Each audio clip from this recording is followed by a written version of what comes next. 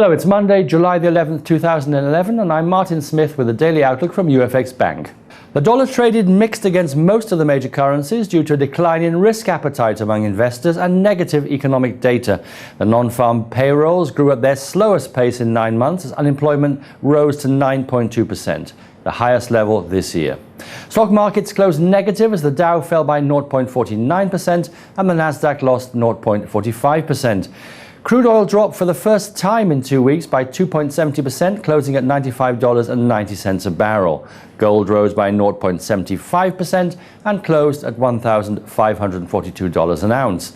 Gold may continue to gain as debt concerns in Europe and the US spur demand for a safe haven.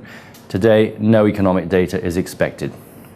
The euro fell against the US dollar as Moody's Investors Service cut Portugal's government bond rating to junk and European banks faced more stringent stress tests. In addition, there is high concern about Italy after shares of Italy's biggest banks fell to the lowest in more than 2 years and government bonds dropped, driving 10-year yields to a 9-year high.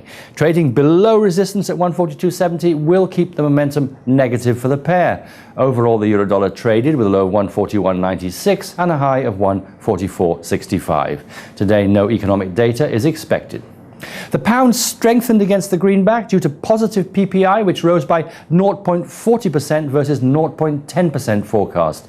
The trend for the pair is still bearish, and overall the pound-dollar traded with a low of 159.31 and a high of 160.77. Today, no economic data is expected. The dollar fell against the yen due to poor economic data from the States. If the pair succeeds in breaking the support level of 80.50, it may bring it down to 80. Tomorrow, the Bank of Japan begins a 2-day policy board meeting. Finally, the Canadian dollar. This fell against its US counterpart on speculation the US economic recovery is slowing and will slow in the coming months, and amid heightened concern that the European debt crisis may spread.